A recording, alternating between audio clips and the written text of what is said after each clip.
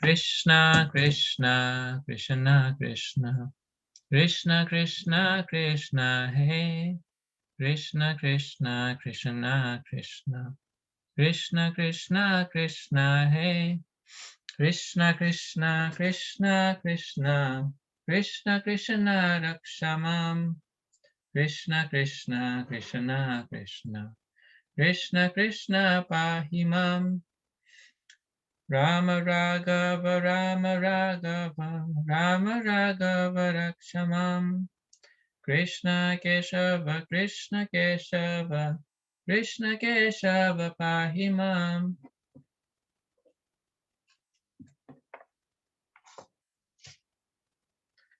So we're in the chapter which is called Delivering the Wives of the Brahmanas who performed sacrifices. That's chapter 23. A few paragraphs into this chapter, probably like 7-8 paragraphs in, I think.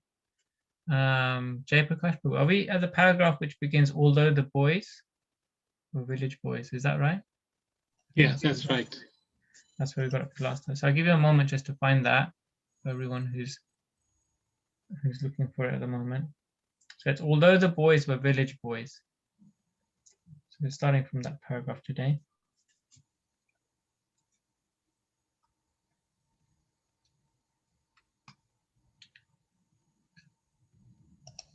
Nice to see so many faces this week. Okay, we've got 4 readers. That's great as well. Okay, I'm assuming you've all found the place now.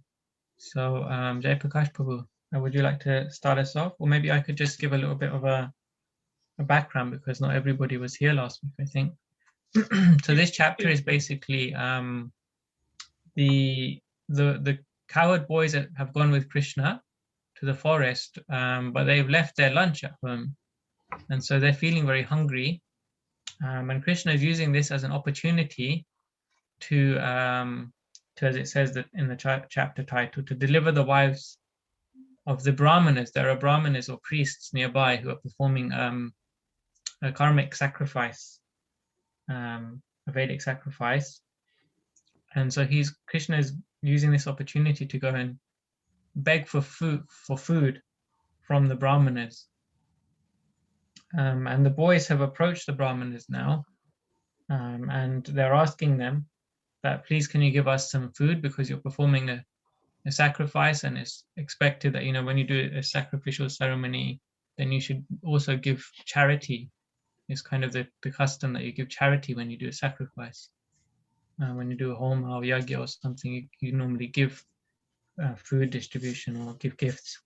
So the boys, being there at that time, have started to ask, but the Brahmanas are very proud, and they don't feel they want to give the food. So Krishna has told the boys to ask for the food in the name of Lord Balaram, because Lord Balaram, he comes from a monarchy, a line of monarchy, whereas Krishna comes in the family of farmers. So they're approaching the Brahmins in that way because they believe that they'll be more inclined to give to someone who is in the royal order. So now the Brahmins are going to reply to the boys' request soon. So the chapter, the paragraph at beginning, is still that same conversation. The boys are still kind of trying to convince the Brahmanas to give them some food. Okay. So probably with that introduction, if you want to begin. Although the boys were village boys and were not expected to be learned in all the Vedic principles of religious ritual, they hinted that because of their association with Krishna and Balaram, they knew all those principles. By addressing the Brahmins as knowers of all religious principles, boys expressed the point of view that when the Supreme Personality of Godhead, Krishna and Balaram, were asking for food, the Brahmins should immediately deliver some without hesitation, because as stated in the Bhagavad Gita, one should perform yajna, sacrifices, only for the satisfaction of Vishnu. Okay. So so there's a couple of key points in this paragraph. I'm just adding from what we discussed last week. So on one hand, these boys, they're just young kids, you know, they're like 10 years old or even younger. And and they're also village kids, so they're not expected to know, like in the scriptures, what you do, what you don't do. They're just kids and they're hungry. But the way that they're asking for the food is they're asking as if they knew all the scriptures.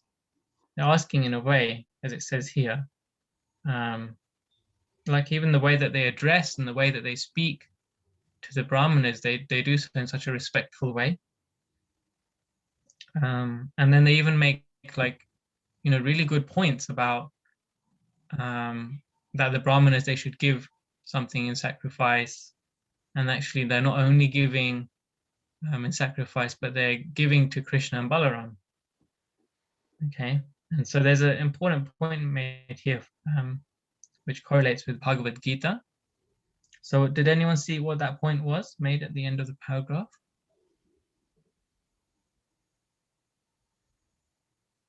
So this is one of the arguments which the boys made to try and convince the Brahmins to give food. One should perform sacrifices for the satisfaction of Vishnu, Prabhu. Yeah, that last bit of the sentence. So so even in the scriptures it said that the sacrifice is supposed to be done for Vishnu. Yeah, so the boys are saying in that way that you should give the sacrifice for Vishnu anyway. In the first place, you should be doing the sacrifice for Vishnu. And we're just coming here to ask for some prasadam, you know. So Krishna could take the whole sacrifice, it's for him anyway. You know, but they're not even asking for that sacrifice. They're asking for the remnants of the sacrifice, which is a prasadam, is what you get after offering the sacrifice. Okay, so this is the point they're making. And they're saying that we shouldn't hesitate, isn't it? Okay.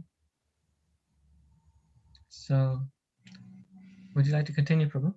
Yes. The boys continued, Lord Vishnu as Krishna and Balaram is standing waiting, and you should immediately deliver whatever food you have in your stock. They also explained to the Brahmins that food is to be accepted and when it is not to be accepted. Generally, the Vaishnavas, who pure devotees of the Lord, do not take part in ordinary sacrificial performances, but they know very well the ceremonials called Diksha, Pasu Samstha and Sotramani. One is permitted to take food after the procedure of Diksha and before the animal sacrificial ceremony. And the Sotramani, or ceremony in which liquors are also offered. The boy said, we can take your food at the present stage of your ceremony, for now it will not be prohibited, so you can deliver us the food. Okay. So they're really getting to the details here, aren't they? These little boys. Huh? So what they're talking about, a few different types of sacrifices. There's a few Sanskrit words here they're using, right? So they're like, you're gonna really pinpointing like, this is when you can, this is when you can't. When this is when you can ask for food, and this is when you can't ask for food in the sacrifice. They know all this stuff. Why is it that they know all of this, these boys? Because they are in association with Krishna and Balarama. Right, yeah. So this is the amazing thing, you see. They play all day with Krishna and Balaram, and they just have fun. But in a situation like this, they know exactly what to say. They know how all the technicalities of the sacrifice are. You know, it all just, what's in their heart, it comes out. What's in their mind, they know, it comes out. So it shows that they're not ordinary little boys. They're, you know, they're close associates of God, of Krishna. And so if they know Krishna, then they know everything. So what are these different ceremonies which they mention? Maybe we could talk about those a little bit. Did you see any of those names which are there, the Sanskrit names? Anyone? Diksha Parusham, I cannot even pronounce. Parasamsta, Sautramani, these three. Yeah, that's right. So yeah, these are Sanskrit words. So Diksha means initiation. It's an initiation ceremony. And that's a sacrifice which is done when the guru gives the disciple, or the teacher gives the student, they formally accept that person as a student. Yeah. So that ceremony is called Diksha. And then the next one is called Pashu Samsta. That means an animal sacrifice. So it's a very different kind of ceremony. As you may be aware, that in the Vedas there are all varieties of sacrifice. They're not just a few, but there's a whole variety, whole range, depending on the modes of material nature. Someone who is in the mode of goodness, they will aim for certain sacrifices. Someone who is a passionate person, they will aim for certain type of sacrifices. And people who are in ignorance, even someone who's in ignorance in the Vedic times, even they would, look to perform sacrifices, but they do it with the, as it says here, like certain sacrifices, they offer liquor and things like that in their sacrifices. See. So then there's a third one. So this second one is Pashu Samsta, which means an animal sacrifice. Pashu means animal. And then there's Sautramani.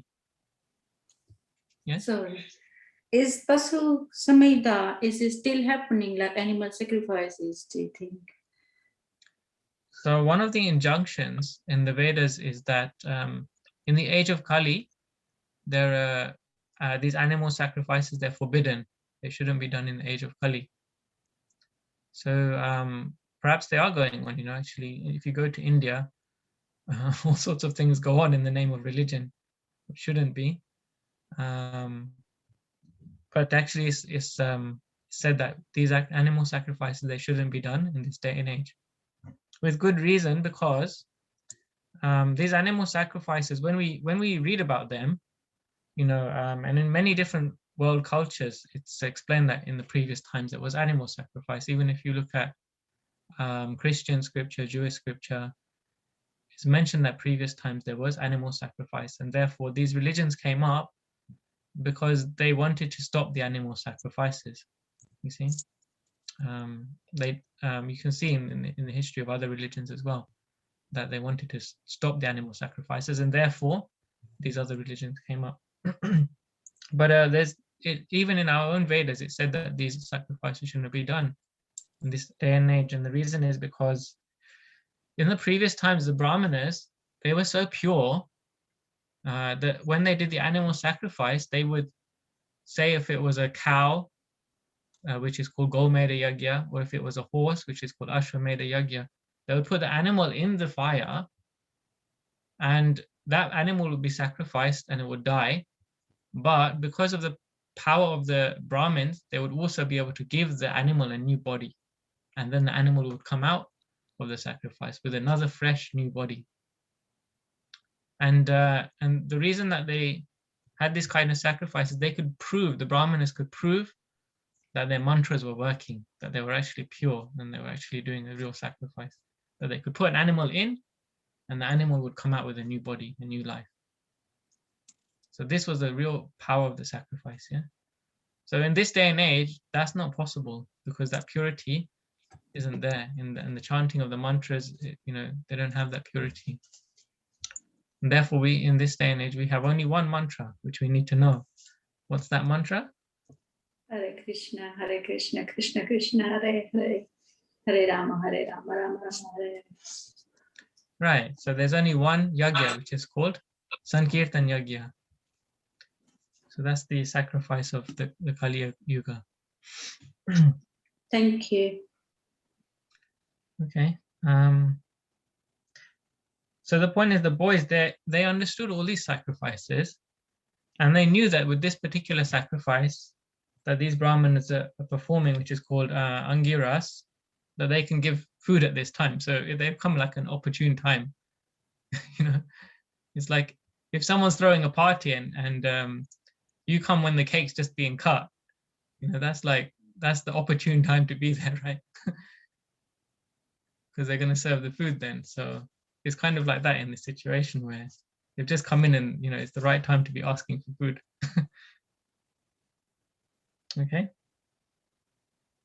Prabhu, would you like to read on further?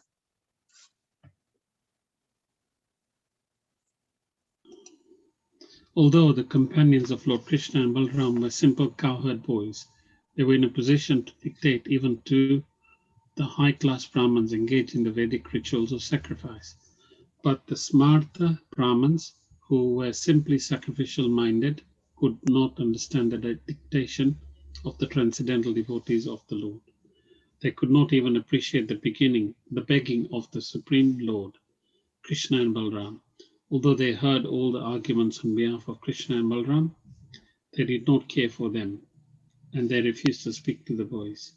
Despite being highly elevated in the knowledge of Vedic sacrificial rites, all such non-devotees Brahmins, although they think of themselves as very highly elevated, are ignorant, foolish persons.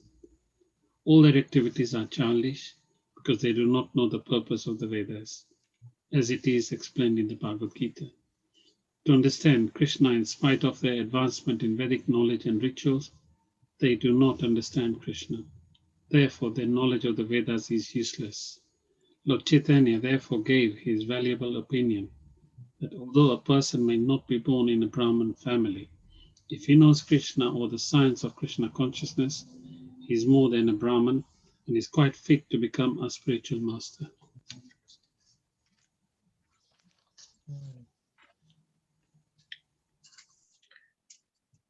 Okay, so it seems like the Brahmanas, they're not quite convinced yet, despite the arguments given by these boys, or the requests given by these boys. Yeah. So in going back a few paragraphs, first they were saying that they're asking on behalf of Balaram because he's a Kshatriya, he's a king. He comes from a line of kings, and you know, then he should be served nicely. He should be respected. Then they said that, you know, like, you are earthly gods, you are, you know, worshipable persons, you're very respectable. You know, they were giving them adoration and respect. Then they were saying that, you know, that the purpose of the sacrifice is to give to Vishnu. So why do you not give to Krishna Balaram? Even the prasadam, you don't give that. So then they went on to say how this is the right time to be asking. In a sacrifice, you're supposed to give in charity, you're supposed to distribute food. So they came with so many points, and even now, in this paragraph, it said that the Brahmanas were, what kind of mind did they have?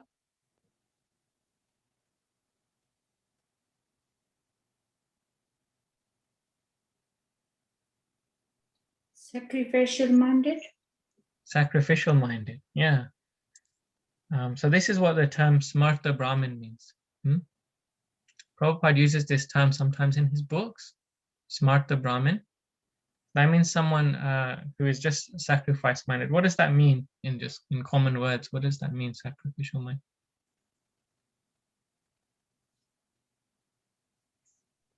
I think it means they don't have devotion for Krishna. They just following the rituals mainly rather than following the bhakti. They're not doing bhakti yoga. They're just doing dhyana yoga. Probably. Yeah, I think, yeah, that's right. So the key thing is that they're more interested in following a ritual, you see. So they're more interested in just getting the thing done.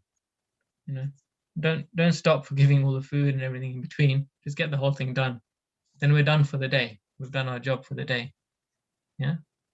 So sometimes we are like that, isn't it, in our work or you know, in our dealings with others, huh?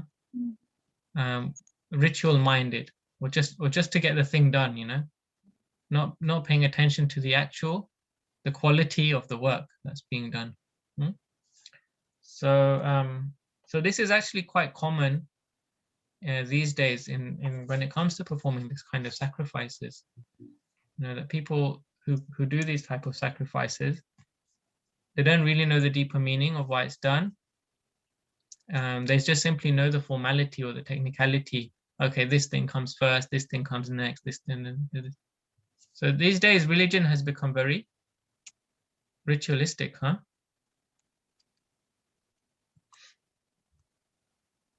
Hari Bol. Hare Krishna, Prabhu. Hare Krishna. Thanks for joining us. Thank you. My question is, did Brahmanas knew that Krishna Balram were Supreme Personality of Godhead? Did they know? Or or they were considering just as a normal human being, ordinary people? Yeah, so they had heard that Krishna and Balaram were the Supreme Personality of Godhead. So they had already heard because they were in Vrindavan, so they knew Because that this is where Krishna. Boys didn't tell them, did they? Even boys didn't know, did they? No, the boys didn't tell them. No. But they had heard that Krishna and Balaram were the Supreme Lord. Okay. And even the wives, they also knew.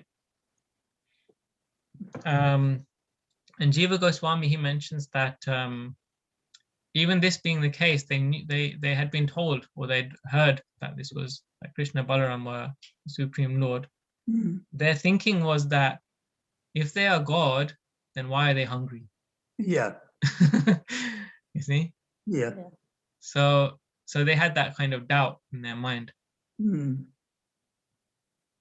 So even though that Krishna and Balaram were the Supreme Lord, still they can eat. It's not that just because they're God and they're self-satisfied, that they don't have desires, they don't have taste. Mm. So they had a kind of impersonal idea. So they, when they were being asked all this, they thought they were not responding. They remained quiet. The boys were making all these different requests and saying in different ways. Yeah. And they just remained quiet and they were just listening and thinking, okay, yeah, you're right. Yeah, you're right. Yeah, you're right. Okay, everything I agree makes sense. But still they couldn't at the back of their minds understand. Then why are they asking for food? Yeah. If God is feeding everybody, then why should we have to feed him? And the boys simply tried to convince them, didn't they? Right, that's it. Yeah. To give the food, yeah. So they didn't understand even the purpose of the sacrifice. It said that that this fire, the Agni, which is the fire sacrifice, what does that fire represent? Does anyone know?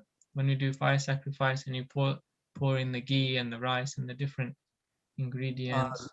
Lord Vishnu's mouth? Yeah, that's right. So in Krishna consciousness, we hear this often, that sacrifice, when you're offering items in the sacrifice, like the ghee and that, then you're actually offering into the mouth of Vishnu. That gets into the mouth of Vishnu that way. So even though they were doing that, they still didn't appreciate what they themselves were even doing, that they were making offerings to Vishnu. So were they considering like Vishnu and Krishna of a different person, different tattva? Maybe? Well, they knew that Krishna was either if they thought that Krishna is avatar of Vishnu, or whether they thought that Krishna is the Supreme Personality of Godhead. Either way, they knew that he was the Lord. And they knew that he was the Supreme Lord. So, but they were more, as it says here, like sacrificial minded. They just wanted to get their job done for the day. Thanks. So sometimes we can also learn from this also, because sometimes we can be like that when it comes to doing our arati at home, or our japa. We just think, okay, I just need to finish the rounds. I just need to get to the end of the beads. Or I just need to, quickly, okay, 7 times this, 7 times, next thing. So this is the mentality of the Brahmanas, you see. Yeah, and I think Brahmanas thought they are on a higher level performing sacrifice, That's right. Yeah, they thought they knew better. Knew better. That's right. Yeah.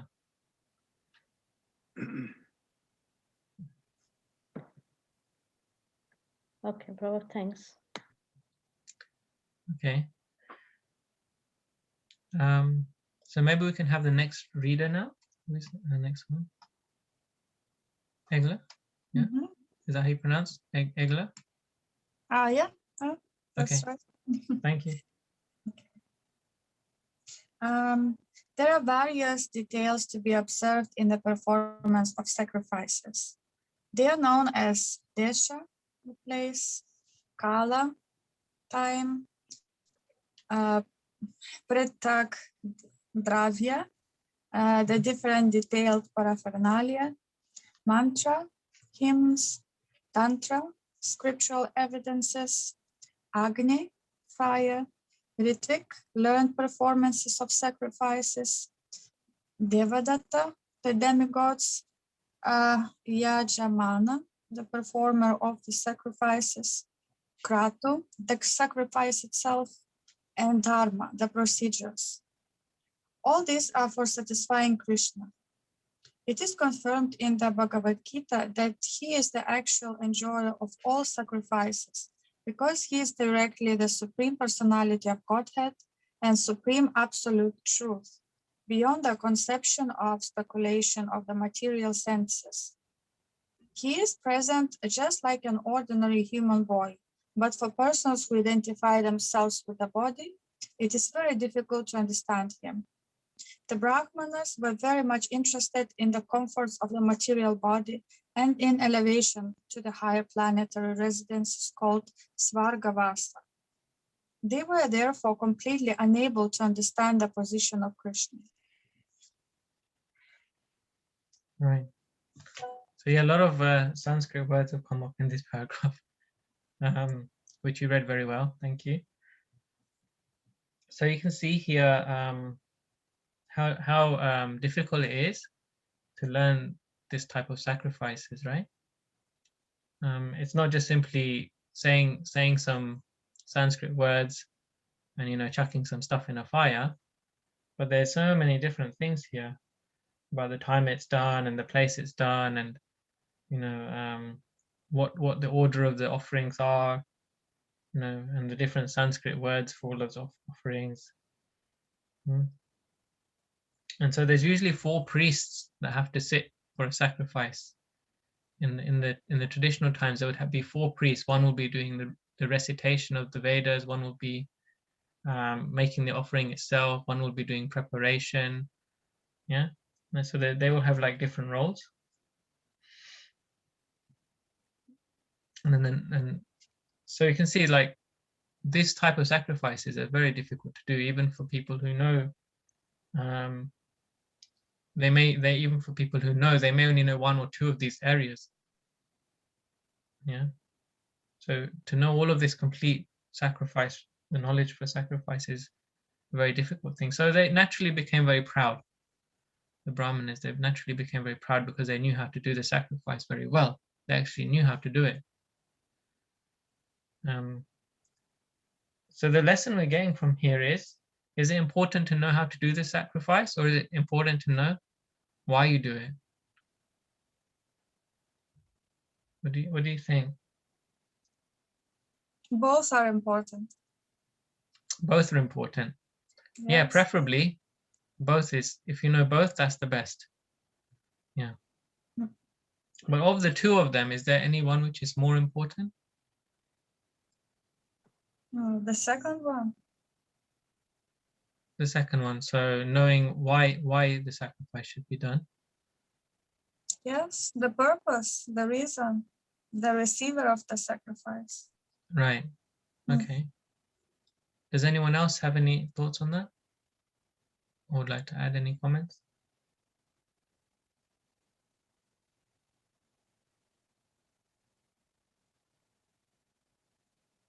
So yes, it's ideal is if you can know both, if you can know how to do a sacrifice and why. But even if you don't know how to do it, at least if you know why it should be done, then you can appreciate the real intention,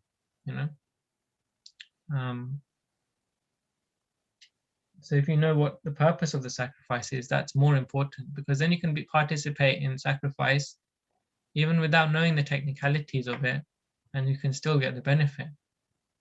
Yeah. And so in our own lives, we may have to attend some sacrifices, whether it's, for having children, you have to do a sacrifice. There are different, there's 10 samskaras, which will, throughout one's life, there's 10 stages of life, which one required to do sacrifice. So when there's a child born, when you move into a house, when you have a wedding ceremony, when there's a funeral, so there are different stages of life. So even if you don't know the technical thing in how it's done, that's not as important as knowing why. Because the purpose behind it is that we want to please Vishnu or Krishna in each and every one of these stages of life. In every endeavor, we want to please Krishna. So knowing that is more important than the technical thing of how to do, what goes first and second, and what the different ingredients are. And so that's more like the technical information.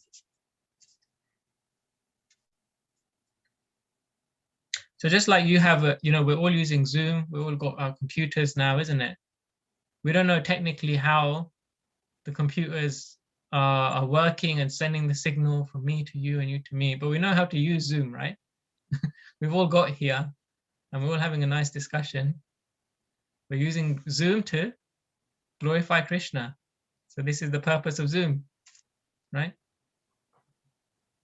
Now we don't know the technicalities, so is that so important? Not really, no. It can be helpful, right? If something goes wrong, then we get stuck. If someone knows how to fix it, that's helpful. But as far as we're concerned, if we know how to use it and what we use it for, that's the best, right? Because so many people will be using Zoom to discuss all sorts of random things. So why not use Zoom to sacrifice our time and discussion and thoughts for Krishna? That's the best. Hare Krishna. Hare Krishna. Yeah, His Holiness Radhanath Swami explains in his pravachan not only how to do and why to do, but what to do, how to do, and why to do. Because what to do means whether to be done or not, whether it's right or wrong, to start with. And then next step is how to do. And third one is why to do. Yes. Then you are in like a complete picture. Yeah. So this is called Sambandha Abhidaya Prayojan. Yeah. So Sambandha means what to do. Abhidaya That's means right. how to do, and Prayojan means why. Prayojan. Yeah. So you can do the right thing and know how to do it, but if you don't do it for the right reason, you don't have the right goal in mind, then your knowledge and your effort, your knowing what and doing will be incomplete. Whereas if you know the goal, if you know that the goal is Krishna, and you don't know what to do and how to do it, you'll be motivated to learn how to do it, because you know this is going to please Krishna. Just like with us, so many things we didn't know about Krishna when we first came to Krishna consciousness. But because we know that if we do certain things, if we eat certain foods, it will please Krishna, then we learn, oh, I should eat this, I shouldn't eat that, or I should, all aspects of life, we know what I can do, what I can't do, or we try to learn those things because we know the goal is that it will please Krishna. So if the prayojan is there, if we know that we have to please Krishna, then we'll learn how and why it should be done. So in this case, it's been happening the other way around in this with these brahmanas. They know the why, they know the how and the what, but they don't know the why.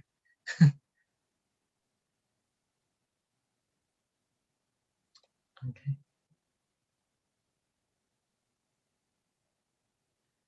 So all right, we can carry on. Would you like to read one more paragraph, please?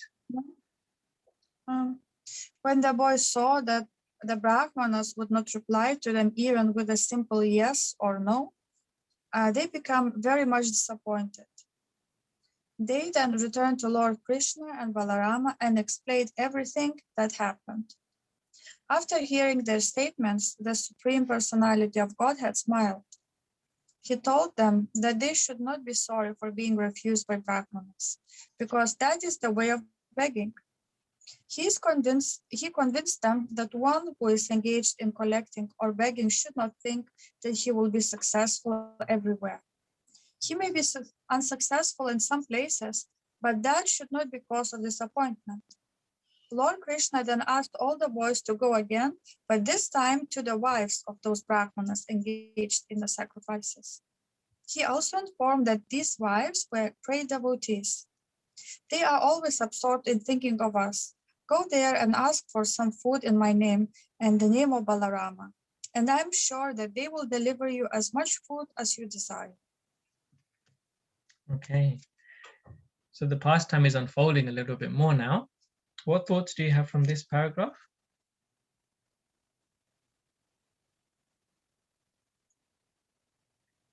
Open question to everyone.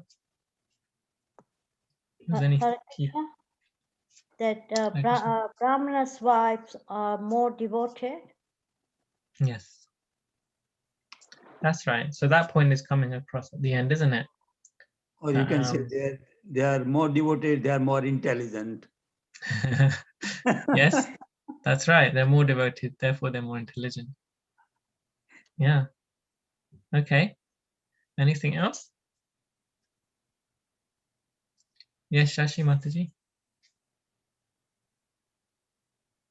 Krishna is saying that because they are begging, they shouldn't be upset if they are denied, because that is what happens when you beg. You don't always get what you wish for. Yeah, I thought that was really instructive. That Krishna is actually putting them through a situation, isn't it? He's maneuvering, he's kind of creating a situation, and then he's giving them an instruction, isn't it?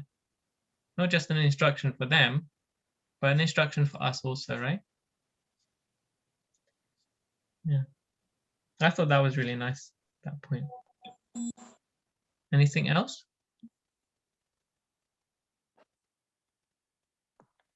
Haribo, this proves, like, as example that when we go for book distribution, and when no one takes a book, or somebody takes but they don't give the money, we sometimes get disappointed that he didn't even give me a penny or a pound for the book, Yeah. So that's teaches us that we cannot be successful every time, so we just have to keep trying and do the service for them. Yeah. Every time I read this pastime and then I come to this paragraph, I just think the same thing. So, has anyone done any book distribution before? So going out and giving Srila Prabhupada's books to others, whether it's in the town or in a formal setting? Yeah, few devotees have. Yeah, if you could just show your hand. Okay, great. So you've experienced this, right? This form of asking for donations. Yeah. So book distribution is actually very dear to our spiritual master, to Srila Prabhupada. Yeah. So it's a charitable act, giving knowledge, giving spiritual knowledge to others. It's actually a charitable act, and in exchange for that charity, we ask for charity as well. We ask for a donation. Yeah. Yeah. So when we do book distribution, we should not forget that we are not selling the books. We are distributing books. And the second thing, someone doesn't give anything and someone gives sometimes more than required. So you just think, what is the average? Overall is good, That's right. So we just ask everyone to give with the heart. Yeah. Give what you can. Then you don't get upset, and you carry on your book distribution, nicely. Yeah. That's it. It's actually a very nice service to do, not just because it pleases our spiritual master. If we please the spiritual master, then Krishna is naturally going to be pleased. If we please the Guru, if we please Srila Prabhupada. But we can learn a lot from it, from the experiences we have, the interactions we have, because we learn that we can't control the situation. That's one thing we learn. We learn that, sometimes you get more, sometimes you get less. Sometimes you're surprised, like this person, he's given me so much I wasn't expecting. And sometimes you come across like a very aristocratic looking person and they don't want to give anything, really stingy. Or anything could happen. It's very, you learn something every time. So Krishna is even engaging the boys in that kind of service, right? Is there anything else that you picked up from this paragraph? And the thing is, when you are doing book distribution, doesn't matter what situation you are, plus or minus, but we should think that we are not a controller and it's all arranged by Krishna, Yeah, very important point. As long as you maximize your effort, otherwise you leave it on Krishna, and Krishna does everything, not we do. Yeah. That's very good. Yeah, that's actually the underlying, that's the key principle here, isn't it? Yeah. You do what you can and you leave it up to Krishna. We should always leave our result up to Krishna. This is in any situation, doesn't matter whether it's in our working life or in our family life or whatever area of life. This is the principle we should take away from it, that we just do our best. Krishna has given us our free will to, do our work, but Krishna will give us the result that he sees fit. He will give us what reward that he sees fit. So we cannot control that. We have to leave that up to him, and therefore we have to depend on him. It teaches us how to depend on Krishna, depend on God. Yeah, thank you for adding that, Prabhu, to complete the understanding. Yeah, because any devotional service we do, we're doing it for our purification. Yeah, that's right. Sometimes we say that, oh, I'm doing for Krishna, but you are doing for your own. Yeah. Otherwise, Krishna can distribute book without you, That's right. He can throw 100 of them just in the air and people will catch them. Krishna can make us a king or can make us a pauper as he likes. Yeah.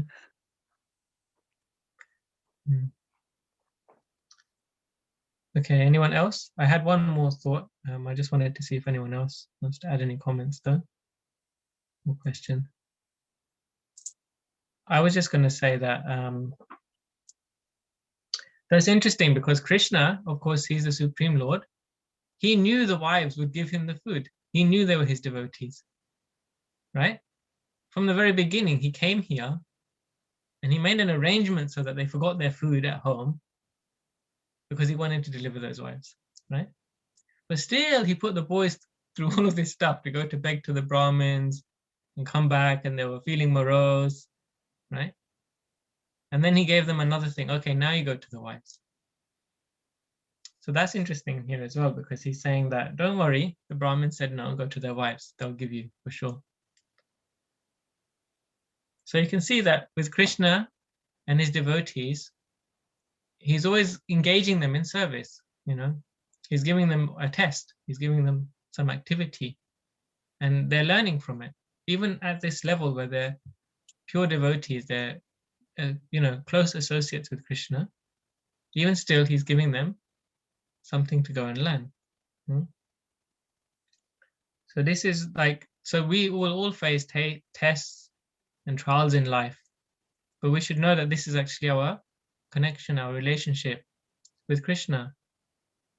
Yeah, it just requires us to see that, make that adjustment of vision that this is something we're doing for Krishna, And this is the reciprocation or the result I'm getting from Krishna. This is the way that Krishna is relating with me. This is my relationship with Krishna in this service. Yeah, Whatever also, that may be, whatever service it may be. yeah. Also in this incident, Krishna is not trying, but he is teaching to Brahmanas. Yes. Yeah, we'll come on. Yeah, we'll come on to that aspect of it as well. Yeah. Okay then. So maybe we can move on from here. Mom, do you want to read the next one? You're on mute at the moment.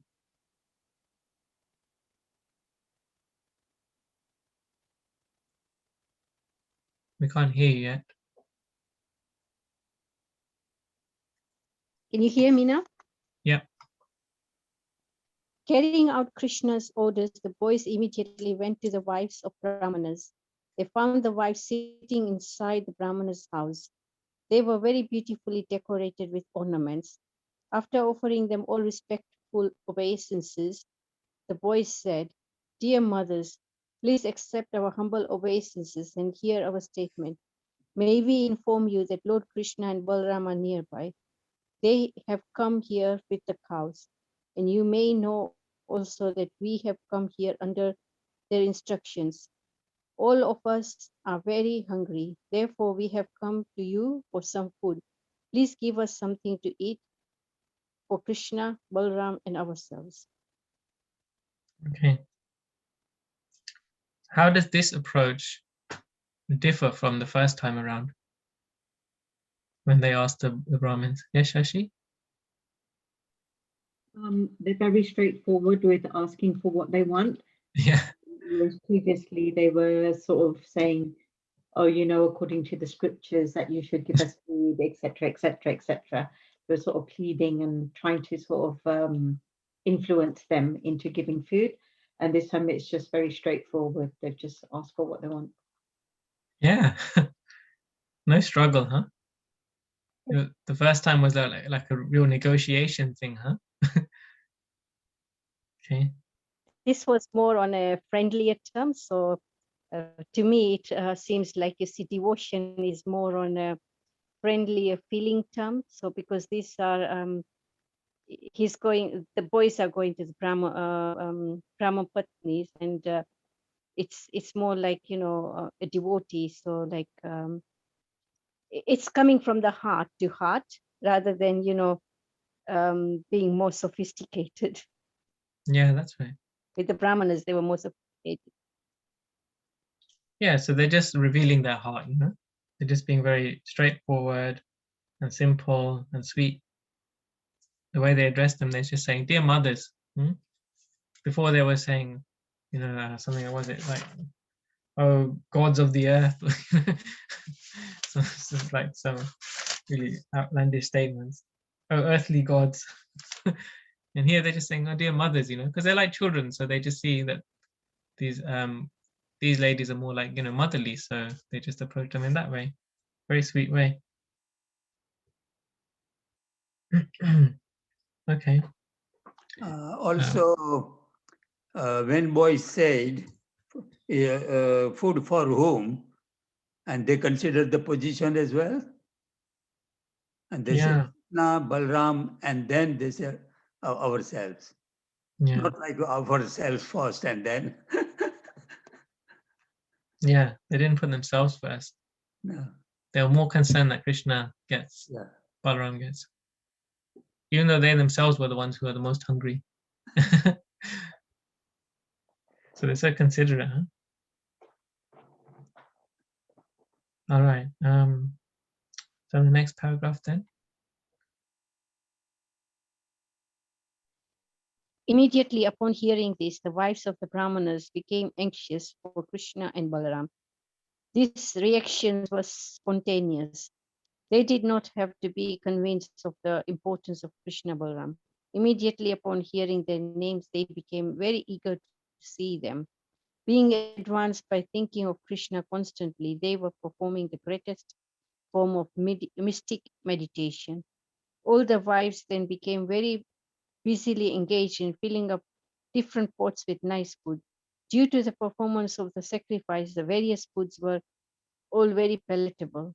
After collecting a feast, they prepared to go to Krishna, their most beloved object, exactly in the way rivers flow to the sea. Right. So here, so the reaction is also very different, isn't it? Yeah. How is their reaction in this case?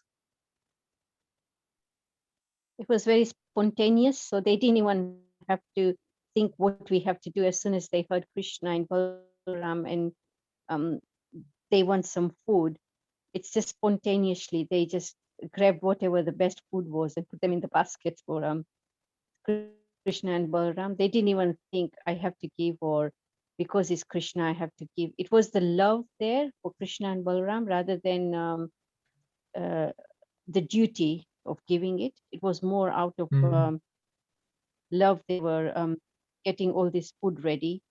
It was the devotion rather than there's two types of thing, isn't it? When you, I don't know, it wasn't coming out of serving Krishna in opulence, but it was coming out of devotion. Yeah. Yeah, so there's a key word there, that they were spontaneous. Spontaneously, just naturally, they just, had this urge to want to give to Krishna and Balaram.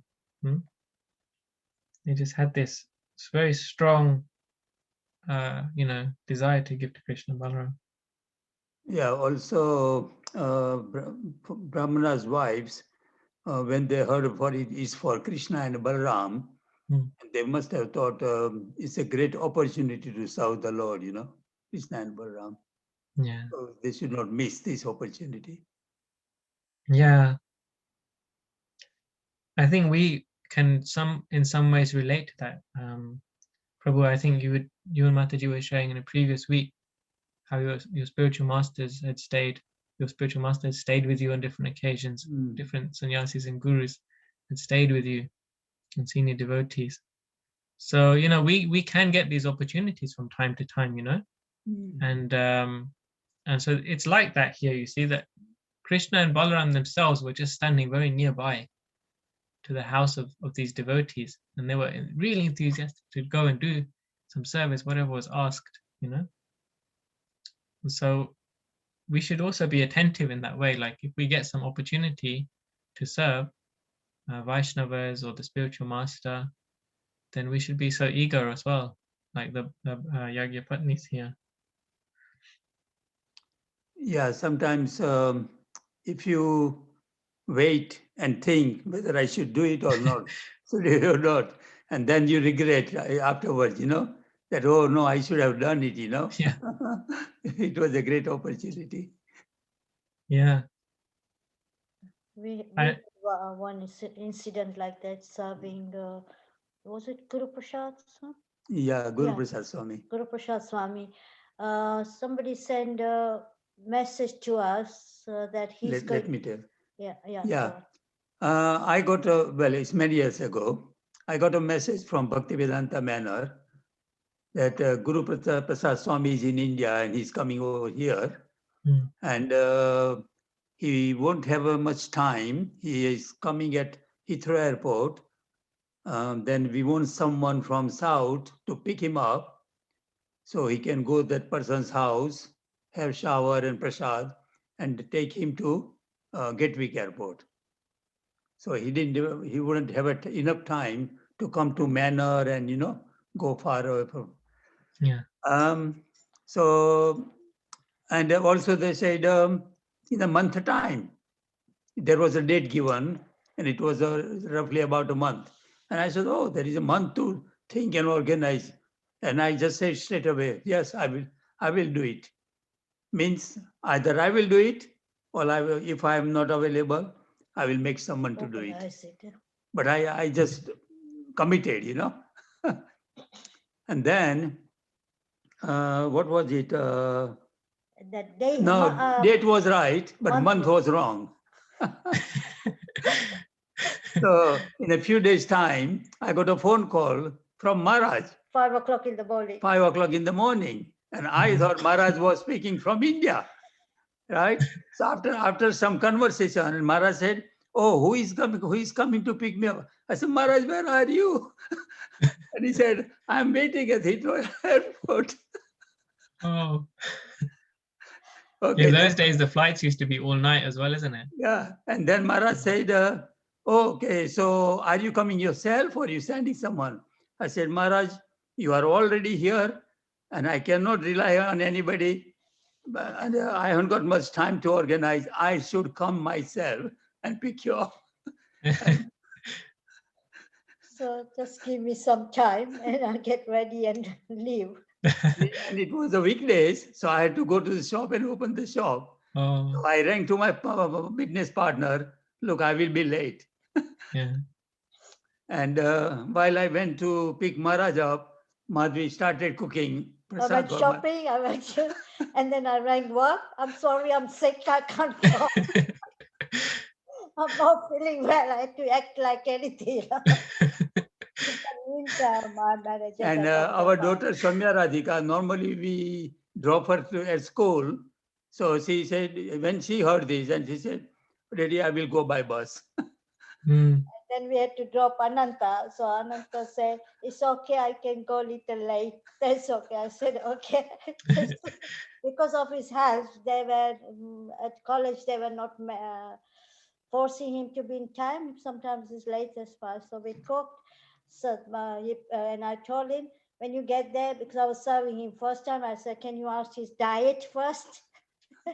They were Yeah. used, because I don't want to cook something. Because And then, otherwise you cook something and Maharaj doesn't want that, if Yeah, he's yeah. on a strict so diet. then I can go and do shopping. So it's so much to organize and think within a short time. And Ma's been ringing. At this, he had left.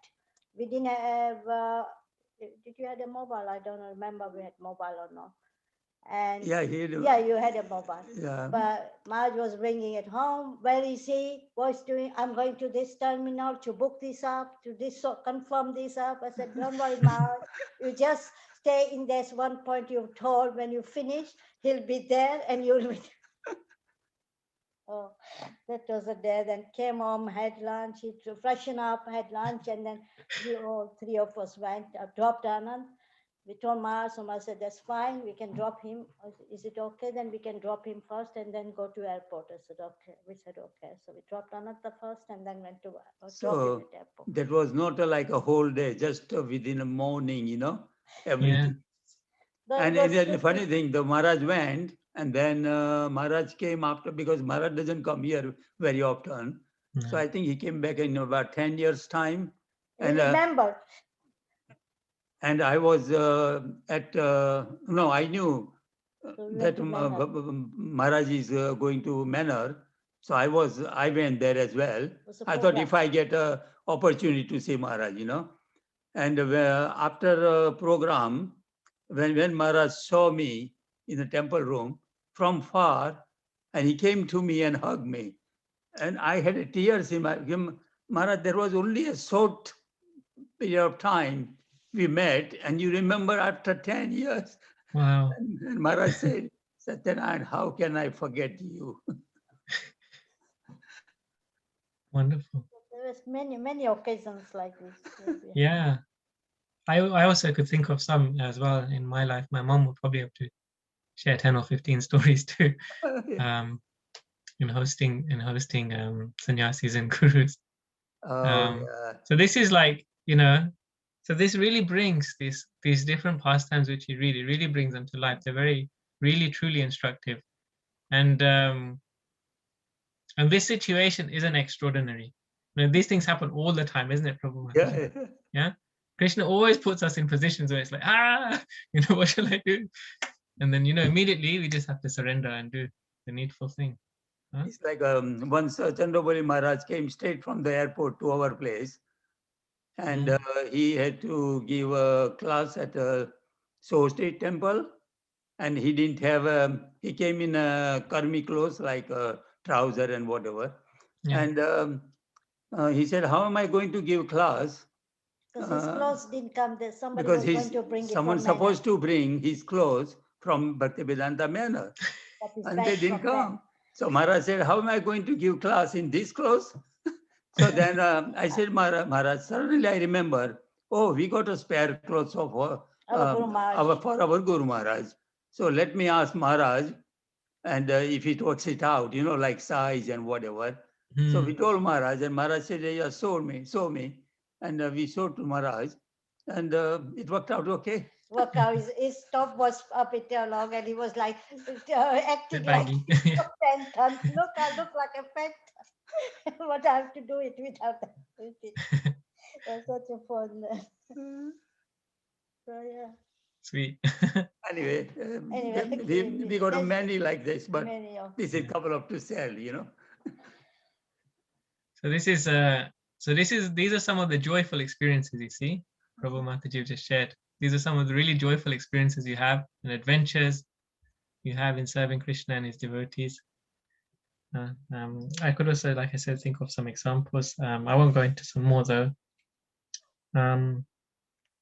So this text is teaching us this very same thing, you see, how these Brahman Patnis, they were anxious. They were first very anxious. When they heard Krishna and Balaram's names, they were like, yes, what's happening? What can we do? They're anxious to know. And then as soon as they were told, they were like spontaneously going for it, full speed. Very eager to see them and serve them. And Prabhupada makes an interesting point here. He says, this is the greatest form of mystic meditation. This is the greatest form of mystic meditation. So we may have our ideas of what mystic meditation is,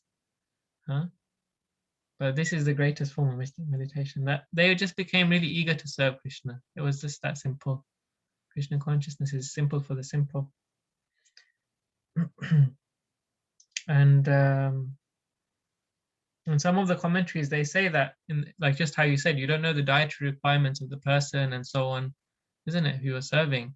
The same situation was here also. The wives, they didn't know what the boys would eat, what they wouldn't eat. As you know, children, they can be a little bit picky with the food, isn't it? Yeah. So the Brahmin Patnis, they had to make a whole variety of dishes, yeah, in a short amount of time, as it says here. There were various foods, all very palatable. So they had to make all different things because they didn't know what Krishna wanted to eat. They didn't have a diet chart or anything, And so they had to do that. They had to also make all sorts of things and then just see whatever Krishna wanted, he could have. So these are some of the aspects of this pastime. And then how they left was they left the way the river flows to the sea. Yeah, as it finishes there. Actually, there was one more point from the previous paragraph which I forgot to mention. Because when the boys went to the wives, the home of the Brahmanas, they found the wives sitting inside the house, and that's also very significant because the Brahmins, they had heard now that Krishna and Balaram were here, and they knew their wives were great devotees of Krishna and Balaram. They told their wives to stay in the house. So they were not only like ignorant that Krishna and Balaram were the supreme lords, they were also slightly against, giving them the food. They put their wives in the house. Go back inside. Normally the wives, they would sit with the husband in the sacrifice. Where there's sacrifice happening, the husband and wife has to be together. But in this situation, they told their wives, go in the house and sit there. So they were dressed ready for the sacrifice. As I said, they were very beautifully decorated. But the Brahmins told their wives to go and sit in the house. So much they didn't want their wives to serve Krishna and Balaram, that extent. And then it's actually explained that even when these wives were preparing the foods, even some of the wives, they were not even allowed to participate in this because the husbands and even their sons were very strict that they didn't even allow some of those wives to participate in the cooking. So they were doing this all in the house behind the husband without them knowing, because the husbands were doing the sacrifice. But few of those husbands, they caught on and they forbade the wife that you don't go and cook Krishna Balaram. And then it's explained that those wives, who couldn't go with the others to Krishna and Balaram, they were in so much separation that they couldn't see Krishna and Balaram, that they actually died. They actually left their bodies and they were liberated. Krishna liberated them. So they went straight back to Godhead. Yeah. So that was how anxious they were to serve Krishna. And this is how stern the Brahminical husbands were, you see, in this pastime. So these were some of the additional points. And I think they didn't want their wives to be involved because they wanted to do ceremony their way. Yeah. Yeah, that's it. They were very attached to. Because sometimes it can be a difference of opinion, you know, and they didn't want to get into that kind of situation. Yeah, they thought they knew best. They thought that, you know, that their way of doing it was the best way. Because when someone is on a bodily platform, they always think my way, isn't it? That's right, yeah. Rather than our way or Krishna's way. Yeah, that's right. Yeah, so that's going to be discussed in the coming paragraphs also. Thanks, Prabhu. Okay, so I think we have one more reader. Smita Mataji. Hare Krishna. Hare Krishna. For a long time, the wives had been eager to see Krishna. However, when they were preparing to leave home to go see him, their husbands, fathers, sons, and relatives asked them not to go. But the wives did not comply. When a devotee is called by the attraction of Krishna, he does not care for bodily ties. The women entered the forest of Vrindavan on the bank of the Yamuna, which was verdant with vegetation and newly grown vines and flowers. Within that forest, they saw Krishna and Balaram engaged in tending the cows along with their very affectionate boyfriends. Right. So yeah, we discussed a little bit of this already. I got a little bit ahead. So you could see the husbands and the fathers and sons, they didn't want them to go. And some of those wives couldn't go even. And the majority of them, they actually didn't care, and they just abandoned the orders of their of the men. They abandoned those orders, right? So this is similar, actually, isn't it, to the pastime of the gopis as well, right? And that they also abandoned their husbands and sons and fathers-in-law where they were staying, and they went to Krishna for the Ras dance. Yeah. So you can see it's in the different types of relationship with Krishna, this kind of surrender is there. Yeah. So the relationship of the gopis with Krishna, that's like a romantic relationship, or a conjugal ras, it's called. And the nature of this relationship, it's not a romantic relationship, it's more like a motherly relationship. Yeah. So that's called Vatsalya ras. So they have like a motherly affection for Krishna, isn't it? These women, these Brahminical ladies, they have like a motherly affection to Krishna, but still their emotions, you know, are very strong to serving Krishna in the same way as the gopis. Yeah.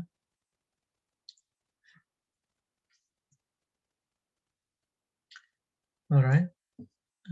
Would you like to carry on, Did Okay, thank you. The Brahmana's wife saw Krishna with a blackish complexion, wearing a garment that glittered like gold. He wore a nice garland of forest flowers and a peacock feather on his head. He was also painted with the minerals found in Vrindavan, and he looked exactly like a dancing actor on a theatrical stage. They saw him resting one hand on the shoulder of his friend and in his other hand he was holding a lotus flower. His ears were decorated with lilies, he wore marks of tilak, and he was smiling charmingly. With their very eyes, the wives of the Brahmanas saw the Supreme Personality of Godhead, of whom they had heard so much, who was so dear to them, and whom their minds were always absorbed. Now they saw him eye to eye and face to face, and Krishna entered within their hearts through their eyes. Well, it's a really beautiful description there, isn't it? Yeah, really How they lovely. came to meet.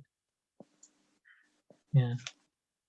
So this is their beloved Lord Krishna, who they're meeting now for the first time, after hearing and hearing and hearing about him, and really becoming attracted to him and attached to him and his sweetness.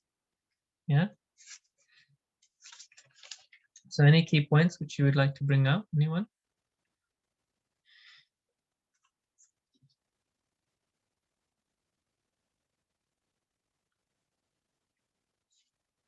This is actually there's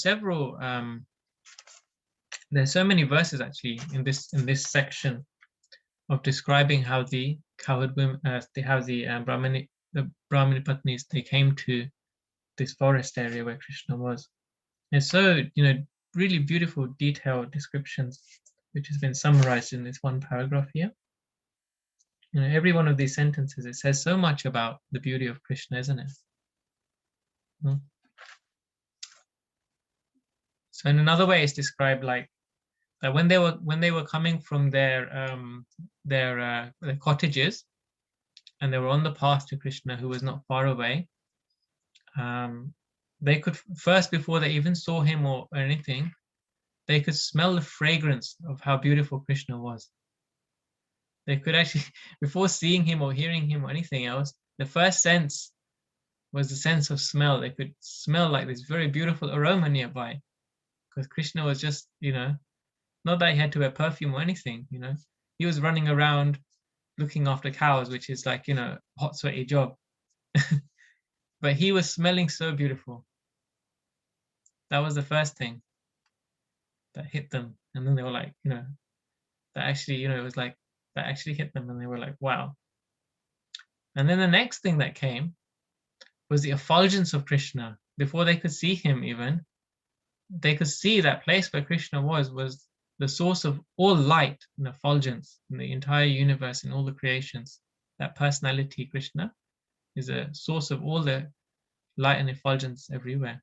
So they could see that effulgence before they could see. Then they could see his form, his figure, of this boy, and the beautiful figure which Krishna has, and his hair. And then they could distinguish his shoulders and his limbs.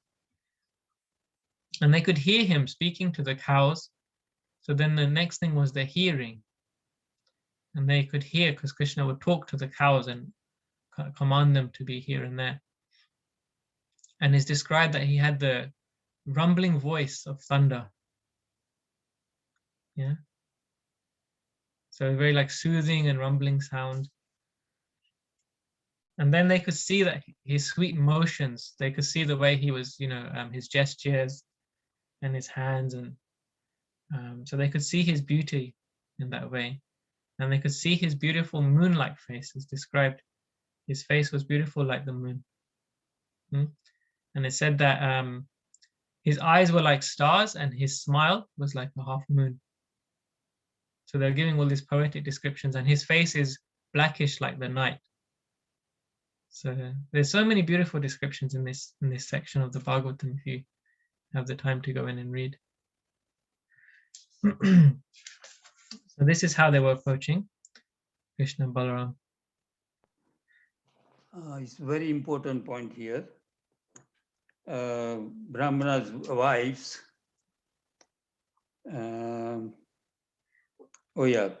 their minds were always absorbed.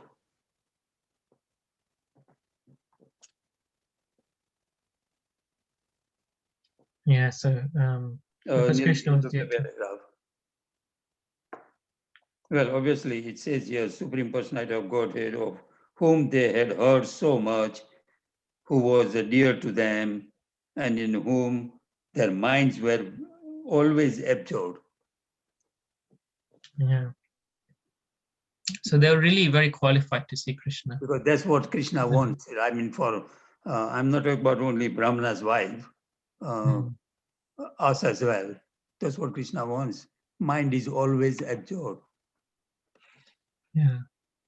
And that's what Srila Prabhupada has said. Always remember Krishna, never forget him. Yeah. So this is the requirement, isn't it, Prabhu? If we want to see Krishna, yeah, then what must we have? Yeah. Yeah, so it's a realization that we should try and cultivate our mind and devote by spontaneous devotion, that our mind gets absorbed into it. And in case we get a chance to see him eye to eye and face to face, then maybe Krishna will enter into our hearts through our eyes. So that's where we have to cultivate ourselves by, and that's only can be done by devotion service and through Guru and Gauranga. So.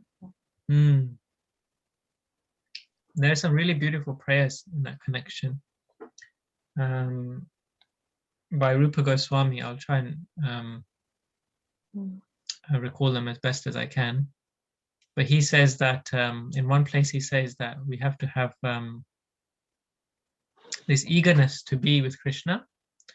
In the same way, like a dwarf, like a person who is not, the stunted growth is called a dwarf, someone who is like short in height. And he's eagerness to catch the moon. So he's saying that I feel like I'm a dwarf and I'm trying to touch the moon.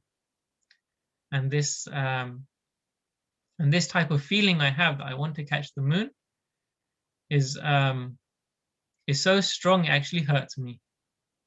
This emotion that I want to have you, but I cannot reach you, it hurts me. It causes me pain in my heart. That type of love they have.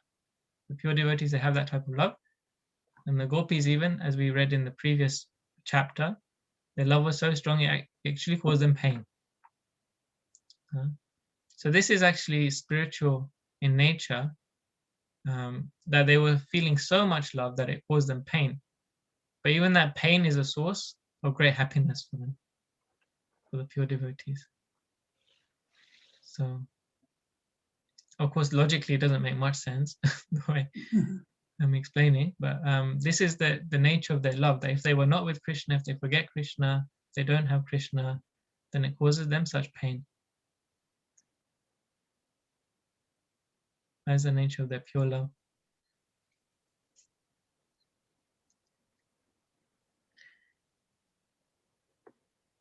Yes, normally we try to be qualified to see Krishna eye to eye, but by doing loving devotional service constantly, Krishna, we become qualified, but Krishna makes us to be qualified to see him. It's like the same thing he did with Arjuna, didn't he? He was so confused and, he was bewildered and...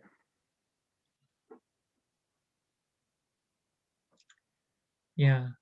The only way that we can see Krishna, that we can be with Krishna, is by developing that desire to want him. And we can develop that desire by pleasing him. He gives us that blessing, that opportunity to be with him, to desire him more and more. So it's a full circle. If we want Krishna, then we have to do something to try and please him. And when he's pleased, he gives us more attachment to him. And then when we become more attached to him, then again, he'll give us more opportunity to do something for him. And as that grows and it grows and it grows, then eventually, like the Brahmana's wives here, Krishna fulfilled their desires, just like he fulfills everyone's desires. So first we have to fulfill his desire, and then he fulfills our desire. Yeah. Saying love, Yeah, and this is the nature of transcendental. This is the nature of relationships, isn't it? Yeah. That we try our best to serve the other person, the beloved. So it's just the same with Krishna, but it's a spiritual relationship.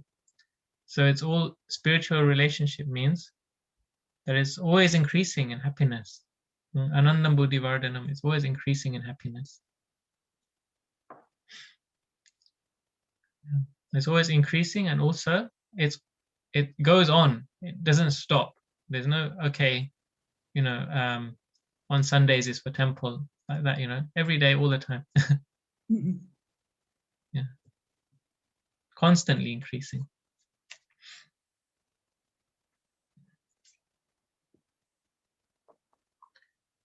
So we're up to time now, isn't it? So any thoughts, any final reflections or questions or comments or concerns?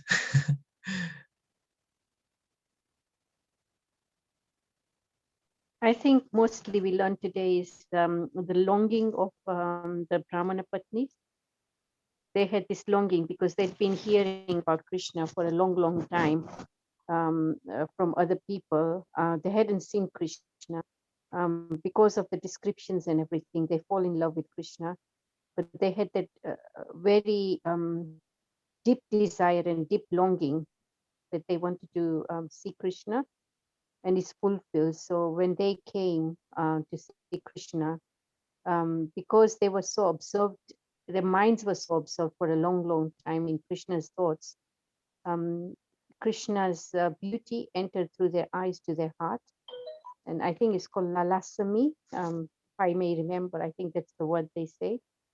So to get to that stage, they were at that stage where they had that very deep desire and eagerness. Yeah, that's right. Lasima.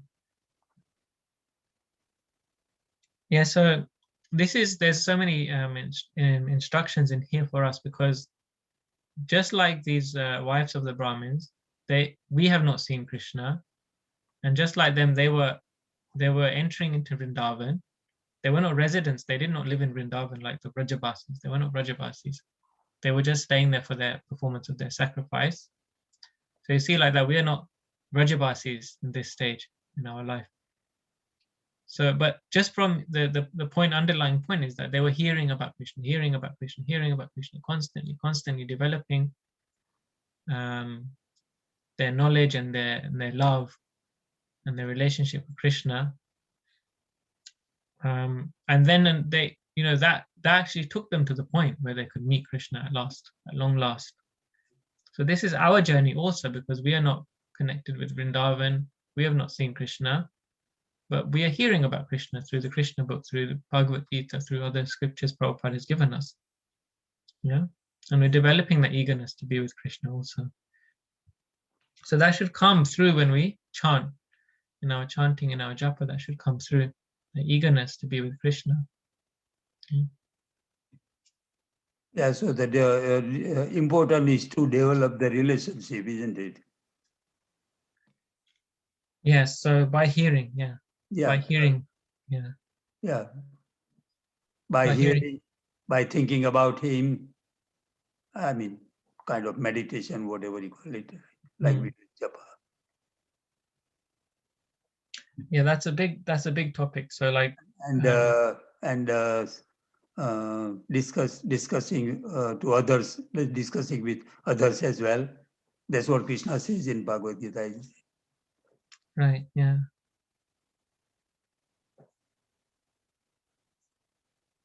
Ramanti, how's it? Yes, in the 10 in I can't remember the verse now. In chapter 10, text 11, Krishna says that my devotees are always enjoy hearing and speaking about me. They relish hearing and speaking about me. So this is very much like our approach. See, it's the same thing. How the Brahmana wives, they achieved Krishna, we can also achieve Krishna in the same way, hearing about Krishna and chanting about Krishna. And then it becomes very specific that we like hearing specific pastimes about Krishna, and because we become attached or attracted to specific mood or relationship with Krishna, we develop that relationship with Krishna, that specific mood of loving Krishna. That comes after a long time of hearing about Krishna. That's why Sadhu Sangha is the topmost for our advancement in Krishna consciousness, which we are doing now.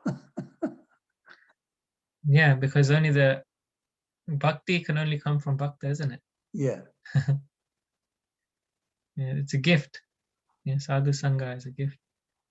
If we want Krishna, it's just like if you want money, you have to go to someone who's got money. Yeah. If you want food, you have to go to someone who's got food. Yeah. So if you want bhakti, you have to go to someone who's got bhakti.